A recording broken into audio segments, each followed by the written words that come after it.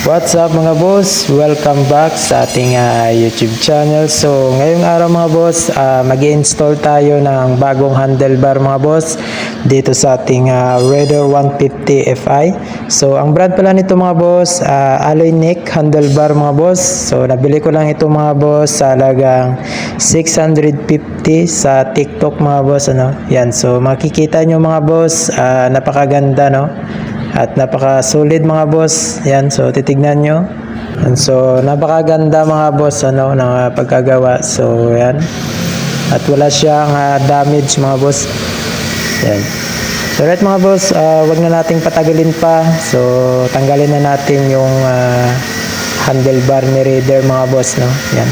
So tatanggalin natin yan. So tara mga boss, let's go. So yun mga boss, tatanggalin muna natin tong right handlebar ni Raider mga boss at gagamit lang tayo ng 8mm. So ayan.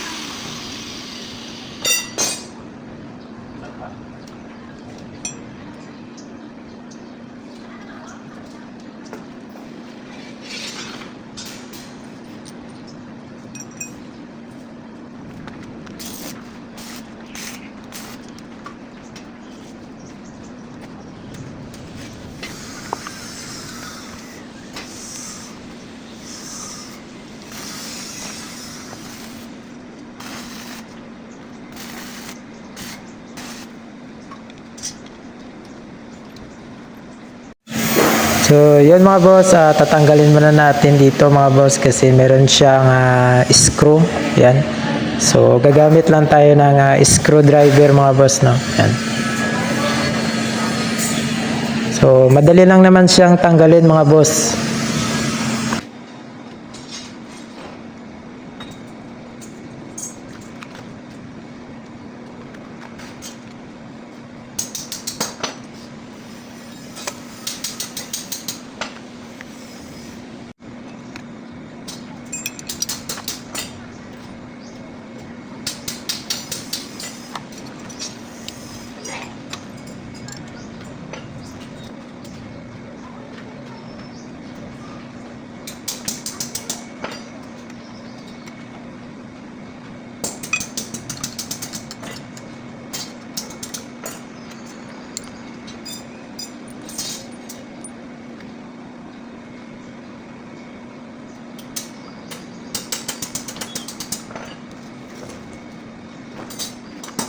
So yun mga boss, tatanggalin muna natin yung left side handlebar mga boss para matanggal natin yung ignition cover mga boss na nilagay ko.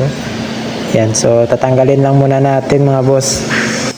So ayan na mga boss, tatanggalin na natin. Yan.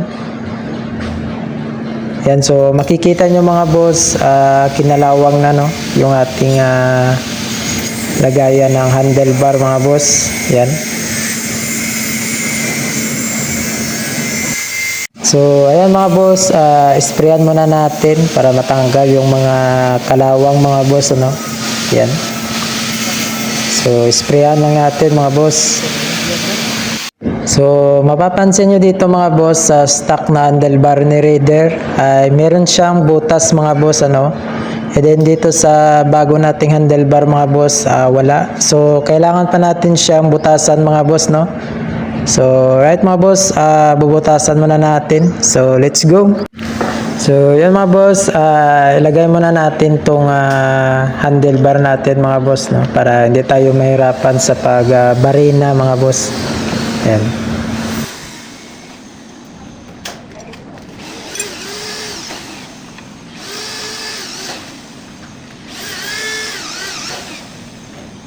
So yan mga boss, ang purpose kasi mga boss sa pagbubutas natin ay para ipapasok yung parang lock niya mga boss no, para hindi gagalaw yung switch. Yan. So kailangan natin magbutas mga boss.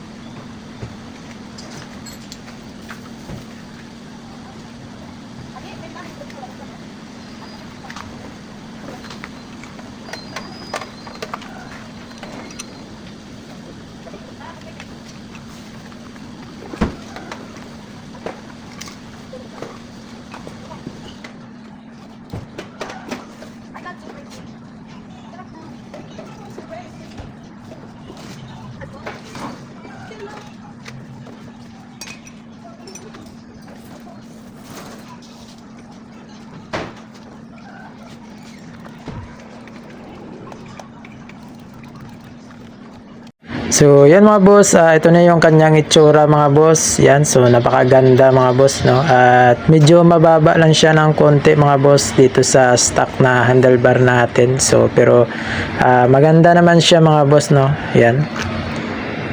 So, hindi naman siya gaano kababa mga boss, sakto lang, no? So, right mga boss, tatanggalin na natin tong left side handlebar mga boss. Yan, so gagamit lang tayo ng 8mm.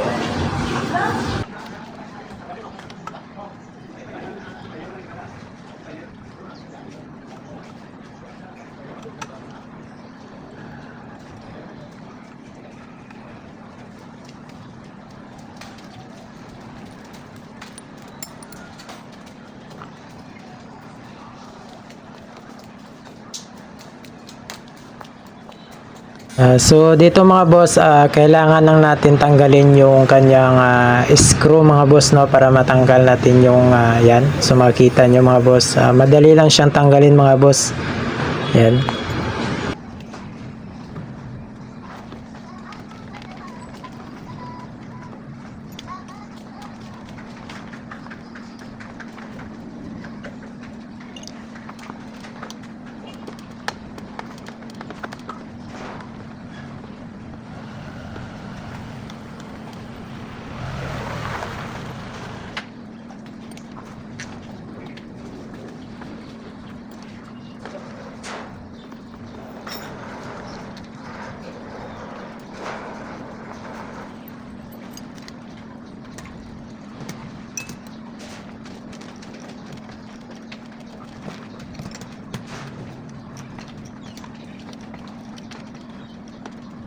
So, ayan mga boss, ilagay na natin yung ating left handlebar mga boss. Yan, so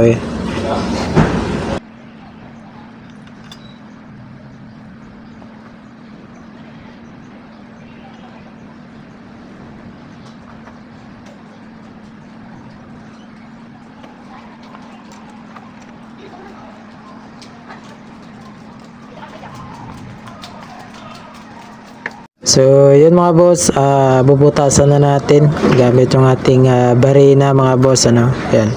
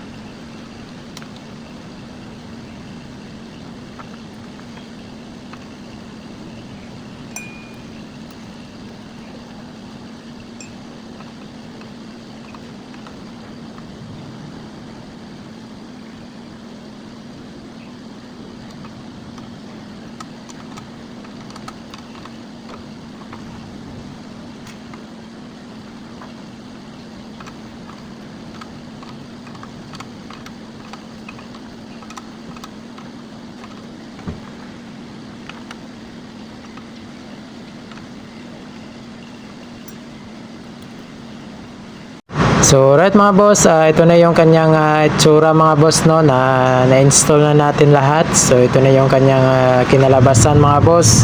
And so dito mga boss, bibili na lang tayo mga boss, no, para dito natin ilagay sa butas. Yan, so order tayo mga boss sa TikTok. So yan mga boss. So yun mga boss, all goods lahat. Yan, so ito na yung kanyang itsura mga boss. Hindi naman siya masyadong mababa mga boss, no, so sakto lang. Ayan. And so, right.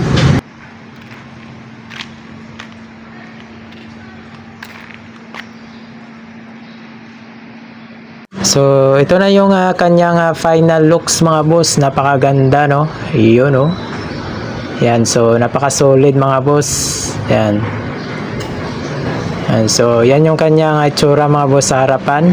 Yan, so medyo mababa lang ng konti mga bossing, you know. Yan. So, all goods naman mga boss, napakaganda. Yan. So, right mga boss, dito ko na lang tatapusin tong video na to mga boss. Sana meron kayong natutunan mga boss, no? At sana nagustuhan nyo tong video na to mga boss. At huwag kalimutan mag-subscribe at i-like ang ating YouTube channel mga boss para updated kayo sa mga susunod pa nating video mga boss. So, right mga boss, ride safe.